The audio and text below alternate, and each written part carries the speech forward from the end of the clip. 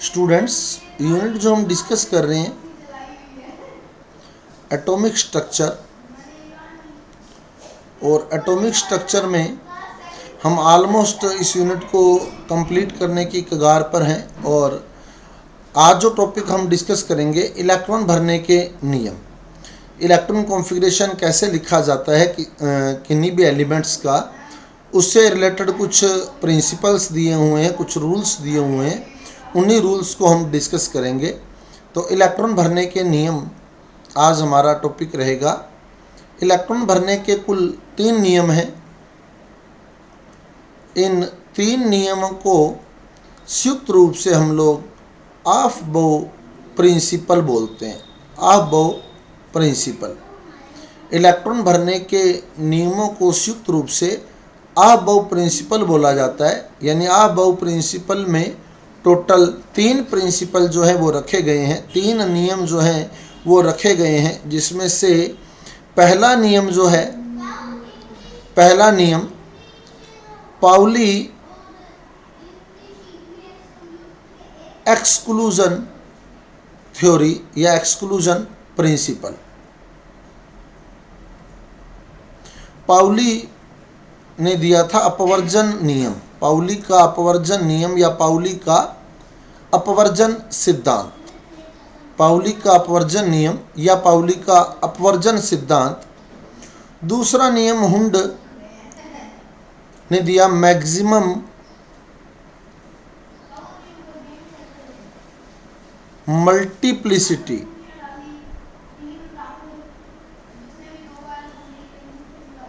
हुंड का अधिकतम बहुलकता नियम या बहुलता नियम, अधिकतम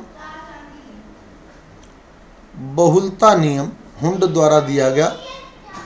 और तीसरा नियम जो है N+L नियम बोला जाता है, N+L रूल, एनर्जी प्रिंसिपल भी बोलते हैं इसको, ऊर्जा का नियम।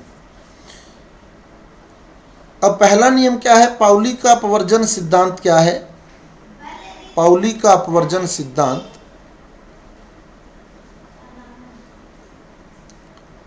पाउली का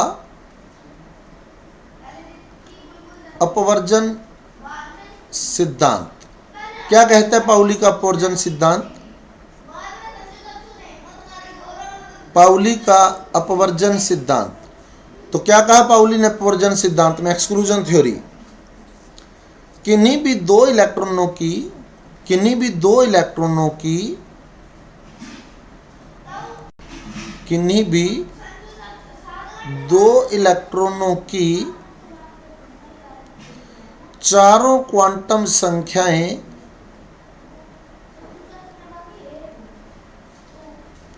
समान नहीं हो सकती। किन्हीं भी दो इलेक्ट्रॉनों की चारों क्वांटम संख्याएं समान नहीं हो सकती। कई बार ये डायरेक्ट लिखा हुआ आ जाता है ऐसे ही, किन्हीं भी दो इलेक्ट्रॉनों की चारों क्वांटम संख्याएं समान नहीं हो सकती। इसकी व्याख्या किस नियम से की जाती है? तो पाउली के अपवर्जन सिद्धांत से। क्या मतलब निकलता है इस नियम का? देखो, जैसे मान लो ये 2s कक्षक है, 2s कक्षक है ना, 2s कक्षक मान लिया आपने। ये अब क्लियर करते हैं अपने, ये 2s कक्षक है सपोज। n का मान बताओ इसके लिए, n का मान कि 2, बिल्कुल। l का मान 0 और m का मान 0। Very good. n का मान 2 है क्योंकि s ऑर्बिटल है, तो l का मान 0 होगा। s उपकोष है, सबशेल है, 0 होगा l का मान, m का मान 0 होगा। अब इसमें 2 इलेक्ट्रॉन भरने हैं अपने को ना, तो हम क्या करते हैं, एक इलेक्ट्रॉन क्लॉकवाइज भर देते हैं, तो इसकी स्पिन क्वांटम नंबर जो हो जाती है वो +½ हो जाती है। अगर दूसरा इलेक्ट्रॉन भी क्लॉकवाइज भर दिया जाता तो उसका स्पिन क्वांटम नंबर भी क्या हो जाता? +½ ही हो जाता। फिर तो चारों क्वांटम संख्याएं सेम हो जाती। इसके इस इलेक्ट्रॉन के लिए n का मान 2 है और ये s में है, तो l का मान 0 है, और m का मान इसके लिए 0 है, और s का मान इसके लिए +½ है। ये भी अपने सेम भर दिया, तो n का मान इसके लिए 2 है, l का मान इसके लिए 0 है, m का मान इसके लिए 0 है, और s का मान इसके लिए भी प्लस हाफ हो जाता। फिर बताओ जब चारों क्वांटम संख्याएं सेम होती है नहीं होती, हो जाती ना। तो ये पाउली के नियम का पालन नहीं करता। अब आपको यूं भी दे दे, ऐसे मान लो यूं दे दे कि दिया गया इलेक्ट्रॉनिक विन्यास किस नियम का पालन नहीं कर रहा, किस नियम का पालन नहीं कर रहा, पाउली के नियम का पालन नहीं कर रहा ये। और इसको अगर हम ऐसे भरते हैं 2s में ही, तो भी क्या होगा, चारों क्वांटम संख्याएं, तो ये भी गलत है। इसीलिए हम क्या करते हैं, एक इलेक्ट्रॉन क्लॉकवाइज और दूसरा इलेक्ट्रॉन एंटी क्लॉकवाइज भरते हैं, ताकि चौथी क्वांटम संख्या को अलग किया जा सके। एक के लिए s का मान प्लस हाफ हो जाता है और दूसरे के लिए s का मान माइनस हाफ हो जाता है। आगे बात समझ क्लियर है? ऐसे इलेक्ट्रॉन क्यों भरे जाते हैं, समझ आ गया? एक क्लॉकवाइज और एक एंटी क्लॉकवाइज पाउली के नियम से भरा जाता है ना। बाकी कोई से भी दो इलेक्ट्रॉन उठा लो, चारों क्वांटम संख्याएं उसकी सेम नहीं हो सकती, कोई से भी दो उठाओ। जैसे मान लो मैं यूं ही उठा लूं, देखो जैसे ये सपोज 2p है, ये 2p है, मैंने इसमें दो इलेक्ट्रॉन भर दिए, एक ये दो इलेक्ट्रॉन भर दिए। अब अपने को इसकी चार क्वांटम संख्याएं देखनी है और इसकी चार क्वांटम संख्याएं देखनी है, ठीक है। चार क्वांटम संख्या n, l, m और s। अब पहले इलेक्ट्रॉन की बताओ चारों क्वांटम संख्या, n का मान बताओ, इसके लिए n का मान 2, बिल्कुल दूसरे कोश में तो 2। l का मान बताओ, l का मान 1 क्योंकि p उपकोश में तो 1। m का मान बताओ, m का प्लस या माइनस 1 जो भी लिख देना। ये मान लो 0 है, अपने इधर -1 ही लिख लेते हैं, ये +1 लिख लेते हैं, ठीक है। m का मान -1। s का मान बताओ, s का मान प्लस हाफ, ठीक है। अब आओ इस पे, अब इस पे आओ, n का मान बताओ, n का मान 2, l का मान बताओ 1, m का मान बताओ 0 और s का मान बताओ, कहाँ minus half, plus half. Clockwise तो भरा है, प्लस हाफ, सही है। तो m अलग हो गया, देखो इसका 3 तो सेम है, देखो n सेम है, l सेम है, s सेम है, m अलग हो गई। यानी चारों क्वांटम संख्याएं सेम नहीं हो सकती, समझ आ गई बात? चाहे n अलग हो, चाहे l अलग हो, चाहे m अलग हो, चाहे s अलग हो, होगा ही होगा। फिर चार क्वांटम संख्याएं तभी सेम हो सकती है जब हम यूं भरें इलेक्ट्रॉन या फिर यूं भरें इलेक्ट्रॉन, तभी चार क्वांटम संख्याएं सेम हो सकती है, अदरवाइज चारों सेम हो ही नहीं सकती। इसीलिए हम ये यूं भरते नहीं, एक ऐसे भर देते हैं क्लॉकवाइज, एक भर देते हैं एंटी क्लॉकवाइज, तो अपने आप ही अलग अलग हो जाएंगे, समझ गए? तो मतलब अधिकतम कितनी क्वांटम संख्याएं सेम हो सकती हैं? 3, है ना, अधिकतम 3 ही सेम हो सकती हैं, और चौथी तो 100% अलग होगी पाउली के नियम से। पाउली का अपवर्जन सिद्धांत है ये कि अधिकतम 3, किन्हीं भी दो इलेक्ट्रॉन की अधिकतम 3 क्वांटम संख्याएं ही सेम हो सकती हैं। क्लियर? आ गया समझ? अब दूसरा नियम कहता है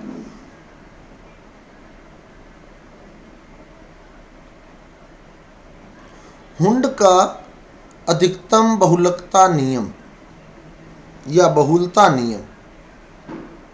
हुंड का नियम, हुंड का नियम क्या कहता है कि समान ऊर्जा के कक्षकों में,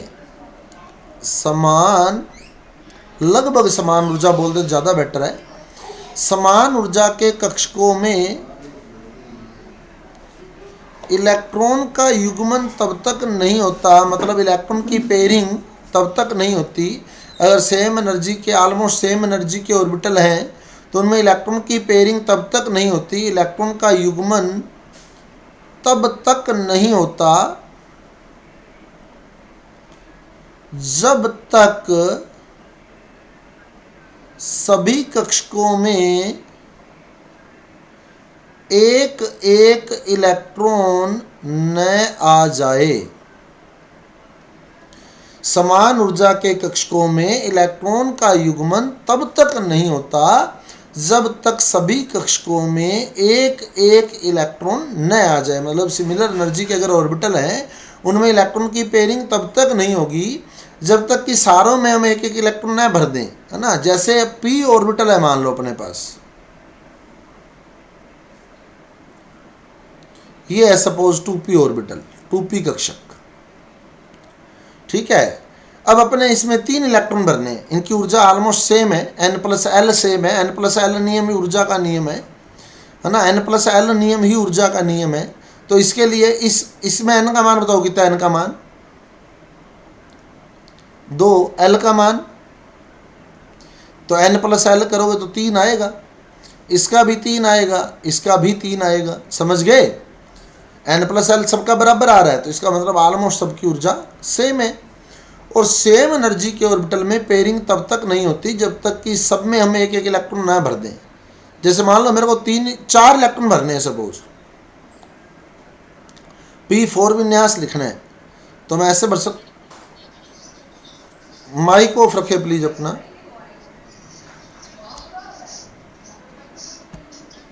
ममता जी माइक ऑफ रखें प्लीज।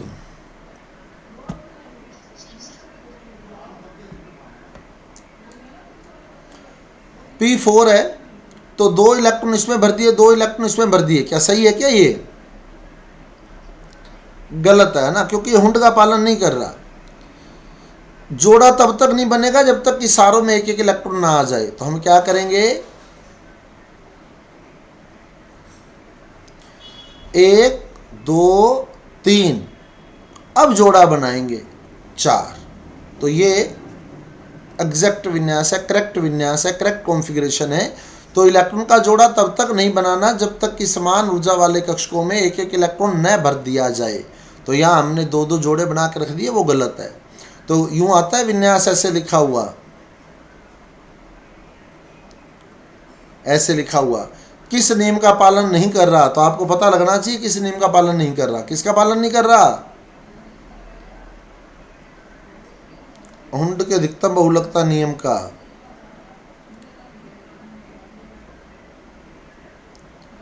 अब किस नियम का पालन नहीं कर रहा? पाउली का ना, यहां देखना है, पाउली का पालन नहीं कर रहा ये। अब बात करें हम n+l नियम की, जो सबसे मेन नियम माना जाता है इसका। n+l नियम या ऊर्जा का नियम क्या कहता है? n+l नियम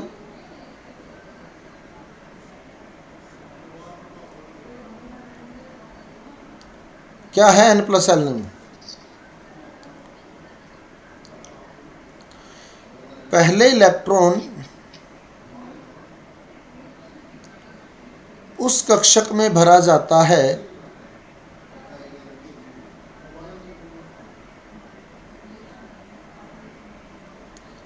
जिसके लिए n+l का मान कम है।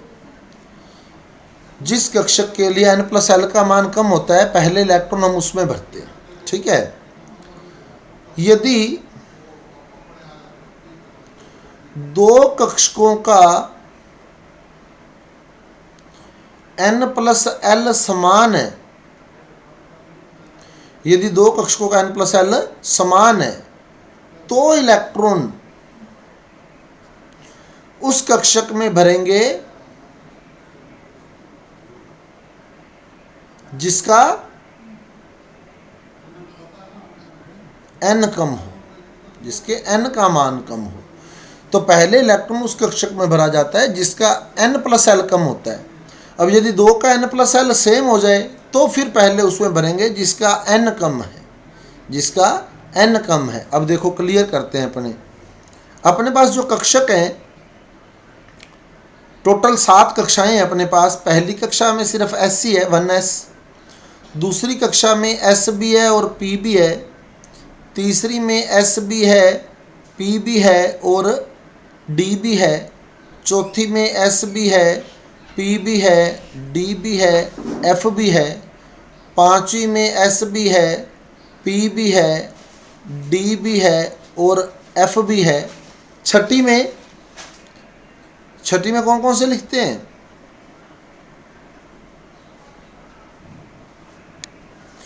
Only S, P and D। F नहीं होता छठी में। और सातवीं में कौन कौन से होते हैं?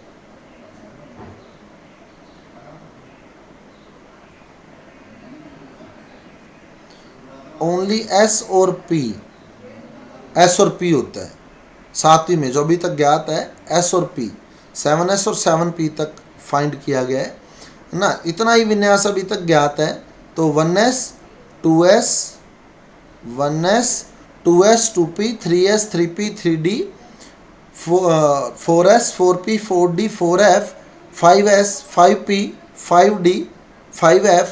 उसके बाद 6S 6P 6D 7S और 7P। अब पहले हम n का मान लिखेंगे, ठीक है। पहले n का मान लिखेंगे, n का मान। तो पहले यहाँ n का मान लिख रहे हैं, n का मान। यहाँ l का मान लिखेंगे। यहाँ हम क्या करेंगे, नीचे n प्लस l लिखेंगे, n प्लस l, ठीक है। अब देखो n का मान बताओ इसके लिए कितना। n का मान 1, आगे चलते जाओ 2, इसके लिए 2 है ना, ये 2 लिखा हुआ है 2। फिर ये 3, ये 3, ये भी 3। अब ये 4 4 4 4, आगे 5 5 5 5। अब इसके लिए क्या होगा, इसके लिए 6 है ना, 6 6 6 6 या 7 7 और यहाँ 7 है ना, ये हो गया। अब L का मान, L का मान क्या क्या होता है। S के लिए कितना होता है L का मान? S के लिए 0, P के लिए 1, D के लिए 2 और F के लिए 3। ये L का मान होता है, ये L का मान होता है। S के लिए 0, P के लिए 1, D के लिए 2, F के लिए 3 है ना। तो अब मान रखो इनके। S का मान, S के लिए L का मान 0, फिर S के लिए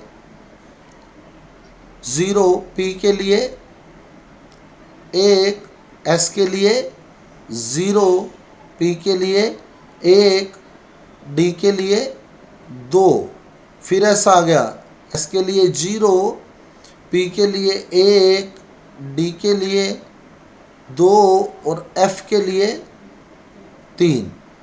S के लिए 0, P के लिए 1, D के लिए 2 और F के लिए 3। फिर आगे चलते जाओ। S के लिए 0, P के लिए 1, D के लिए 2, फिर आगे चलते जाओ 0 1। अब n प्लस l लिखो सबका, n प्लस l निकालो। पहले इसका n प्लस l बताओ। n प्लस l करते जाओ, n प्लस l यानी 1 प्लस 0 1, फिर 2, फिर 3, फिर इसके लिए 3 प्लस 0 3, फिर 3 और 1 4, फिर यहाँ जोड़ना है n प्लस l को ना, n प्लस l ऐड करने हैं। 3 प्लस 0 3 प्लस 1 3 प्लस 2 5, फिर 4 प्लस 0 4, फिर 4 प्लस 1 5, फिर 4 plus 2 6, 4 plus 3 7, 5 plus 0 5, 5 plus 1 6, 5 plus 2 7, 5 plus 3 8, 6 plus 0 6, 6 plus 1 7 और 6 प्लस 2 8। ठीक है, आगे चलते जाओ। 7 वाला भी है, वो भी कर लेते हैं। 7 प्लस 0 7 और 7 प्लस 1 8। ये हो गया n प्लस l। अब पहले इलेक्ट्रॉन उसमें भरना है जिसका n प्लस l कम है। तो अब देखो सबसे पहले किसका n प्लस l कम है। 1s का 1s का। अब ऊर्जा का क्रम यही बनेगा, ठीक है ना, ऊर्जा का क्रम यही बनेगा। जिसका n+l कम है उसकी ऊर्जा सबसे कम है, 1s की ऊर्जा सबसे कम। उससे ज़्यादा ऊर्जा 2s की है ना, उससे ज़्यादा ऊर्जा 2s की। अब उससे ज़्यादा n+l, देखो 3 आ गया, 2 जगह आ गया 3। अब n+l सेम आ गया, यानी ये वाला कथन आएगा। अब n+l समान है तो इलेक्ट्रॉन उसमें भरेंगे जिसका n कम है। अब n+ सेम है तो यहाँ n देख लो, तो जिसका n कम है तो n कम है 2p का ना, तो इससे ज़्यादा ऊर्जा है 2p की, और 2p से ज़्यादा ऊर्जा है किसकी, 3s की। 3s से ज़्यादा ऊर्जा 3p की, 3p से ज़्यादा ऊर्जा 4s की। n+l देखना है आपने ना, तो ये n+l यहाँ 4 है, यहाँ भी n+l 4 है, 4s की। 4s से ज़्यादा ऊर्जा 3d की। अब ये 5, ये 5, ये 5, तो पहले ये आएगा 3d से ज़्यादा ऊर्जा 4p से ज़्यादा ऊर्जा 5s। अब आगे चलते जाओ, अब 5 तक आ गए, अब आगे निकालो 6, तो क्या बनेगा बताओ, 5s से ज़्यादा ऊर्जा 4d की हो जाएगी ना, 4d से ज़्यादा ऊर्जा 5p से ज़्यादा ऊर्जा 6s। अब 7 वाले पे आ जाओ, 7 वाले पे। अब 7 तो बताओ फिर 6s से ज़्यादा ऊर्जा 4f से ज़्यादा ऊर्जा 5d से ज़्यादा ऊर्जा 6p, और 6p से ज़्यादा ऊर्जा 7s। अब 8 पे आ जाओ, 8 क्या बनेगा, 5f के बाद फिर 7p। तो ये आपके पास ऊर्जा का क्रम आ गया, और इसी क्रम में हम लोग जो है वो इलेक्ट्रॉन भरते हैं। और उसके लिए हम लोग जो है एक फ्लो चार्ट सा बना के रखते हैं, हमारा जो परमानेंट चलता आ रहा है, जब से हम लोग 11th में पढ़े हैं तब से हम लोग इस तरह से 1s 2s 2p 3s 3p 3d 4s 4p 4d 5s 4f भी आएगा, 4f 5s 5p 5d 5f 6s 6p 6d और 7s 7p। और हम लोग इस तरह से तिरछे एरो लगा लेते हैं इस तरह से, और इसी तरह से किया हमने इलेक्ट्रॉनिक विन्यास जब भी किया, सही है। और आज भी हम लोग जब पढ़ाते हैं तो हम भी ऐसे ही फ्लो चार्ट सा एक बनवा देते हैं, और फिर इलेक्ट्रॉन भर के भी दिखा देते हैं, 2-4 एग्जांपल दे देते हैं उसके। एक्चुअल में क्या है, ये जो हर लाइन है ये n+l को बता रही है। पहली लाइन के लिए n+l का मान 1 है, दूसरी लाइन के लिए n+l का मान 2 है, तीसरी लाइन के लिए n+l का मान 3 है, चौथी लाइन के लिए n+l का मान 4 है, पांचवी लाइन के लिए n+l का मान 5 है, छठी लाइन के लिए n+l का मान 6 है, सातवीं लाइन के लिए n+l का मान 7 है, और आठवीं लाइन के लिए n+l का मान 8 है। अब चेक भी करके देख सकते हैं, जैसे ये लिखा है 7p, तो बताओ n का मान बताओ, इसके लिए n का मान 7, और p के लिए l का मान बताओ, p के लिए l का मान 1, तो बन गया 8। अब 6d देख सकते हैं, 6d n का मान 6 और d के लिए l का मान कितना होता है 2, तो 6 और 2 8। अब 5f भी देख सकते हैं 8 है, 5+3 सही है। अब आप कोई सा भी बिंदु उठा ले, जैसे 4p उठाएं, देखो 4p के लिए निकालो n+l, n का मान बताओ, 4p के लिए n का मान 4 और p के लिए l का मान 1 और 4 और 1 5। तो आप देख लो 4p 5वीं लाइन पर आया हुआ है, जिसके लिए n+l का मान 5 है। सही है। अब आप देखो इन तीनों में n+l का मान सेम हो गया, इन तीनों में n+l का मान सेम है। तो पहले इलेक्ट्रॉन किसमें भरोगे, जिसका n कम है। तो अब बताओ अपन एरो पर जब चलते हैं तो सबसे पहले इलेक्ट्रॉन किसमें भरेंगे, जब हम एरो पर चलेंगे, इस एरो पर चलेंगे तो सबसे पहले इलेक्ट्रॉन 3D में ही भरा जाएगा ना, ऑटोमेटिक भरा जाएगा। समझ गए। यही हम लोग बनाते हैं एक्चुअल में, n+l नियम होता है जो हम लोग बनाते हैं। तो हम लोग सबसे पहले इलेक्ट्रॉन भरते हैं 1s में, फिर दूसरे एरो पर आते हैं 2s में, 2s के बाद तीसरे एरो पर आते हैं 2p के बाद 3s, फिर अगले एरो पर आते हैं 3s के बाद 3p के बाद 4s। अब देखो जब n और l सेम हो गया, n+l सेम हो गया, तो पहले इलेक्ट्रॉन उसमें भरा जिसका n कम है, जिसका n कम है। उसके बाद चलें 3d 4p 5s में, क्योंकि इसके लिए n+l का मान 5 है इन तीनों के लिए। 3d के लिए निकाल के देख लो, 4p के लिए निकाल के देख लो, 5s के लिए निकाल के देख लो। जब n+l सेम आ जाए तो पहले इलेक्ट्रॉन किसमें भरना है, पहले जिसका n छोटा है। तो 3d का n छोटा है। समझ गए। उसके बाद चलेंगे तो अगला इलेक्ट्रॉन किसमें भरा जाएगा, 4d में, फिर 5p में, फिर 6s में, फिर 4f में, फिर 4f के बाद 5d में, 5d के बाद 6p में, और 6p के बाद 7s में। अब आप देखो यहाँ थोड़ा सा देखना, हम लोग क्या करते हैं, जब हम लोगों ने f का इलेक्ट्रॉनिक विन्यास किया था तो आपको ध्यान होगा हम लोग क्या कर रहे, 6s वाले इलेक्ट्रॉन 4f में लेके जा रहे थे, देखो,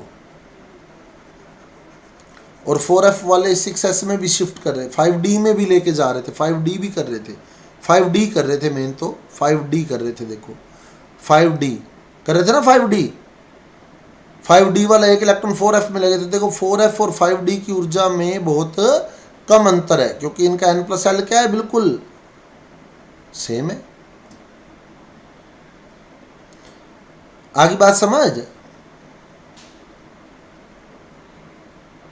5d के बाद अगला इलेक्ट्रॉन किसमें जाएगा, 6p में, 6p के बाद 7s में, और उसके बाद 5f में, 6d में, और 7p में। तो ये इलेक्ट्रॉन भरे जाते हैं इस तरह से। ये इलेक्ट्रॉन भरने के नियम हो गए आपके, तो जिसमें हमने 3 नियम पढ़े। कौन कौन से, इकट्ठा तो बोलते हैं अबव प्रिंसिपल, समझ आ गया है। n+l नियम भी क्लियर है। तो पाउली का अपवर्जन सिद्धांत क्या कहता है, पाउली का अपवर्जन सिद्धांत, पाउली का अपवर्जन सिद्धांत या पाउली का अपवर्जन नियम, किन्हीं भी 2 इलेक्ट्रॉन की चारों क्वांटम संख्याएं समान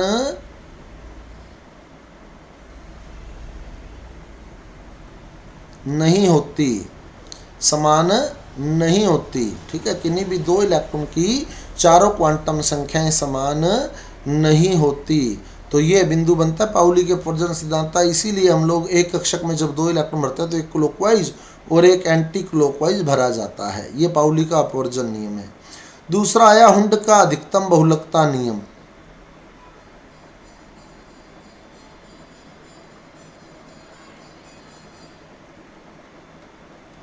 हुंड का अधिकतम बहुलकता नियम क्या कहता है, हुंड का अधिकतम बहुलकता नियम,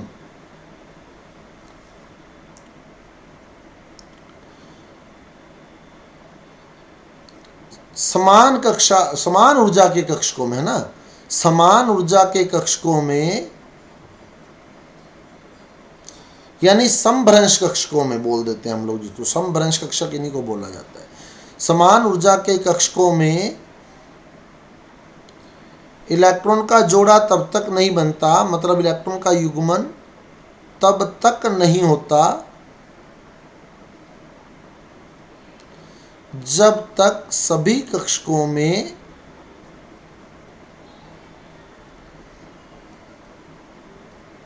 एक एक इलेक्ट्रॉन न आ जाए।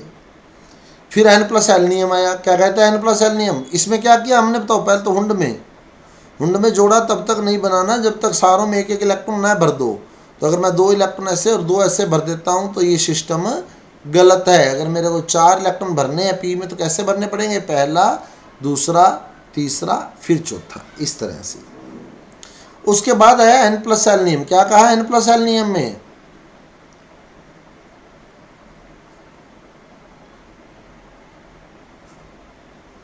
पहले इलेक्ट्रॉन उस कक्षक में भरते हैं जिसका n+l कम हो ना। पहले इलेक्ट्रॉन उसमें भरेंगे जिसका n+l कम है। यदि 2 का n+l समान है, यदि 2 समान n+l वाले कक्षक हैं तो पहले किसमें भरोगे? जिसका n कम हो। तो ये हमारे इलेक्ट्रॉन भरने के नियम थे।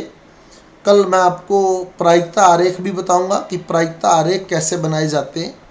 जो हम लोग प्रायिकता आरेख बनाते हैं कि 1s कक्षक अगर बनाना है तो 1s कक्षक में हम लोग जो है वो इस तरह से दिखा देते हैं। ऐसे ये 1s हो गया। और 2s कक्षक अगर दिखाना हो तो 2s कक्षक में हम लोग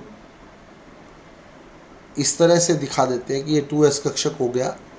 3s कक्षक दिखाना होता है तो हम लोग इस तरह से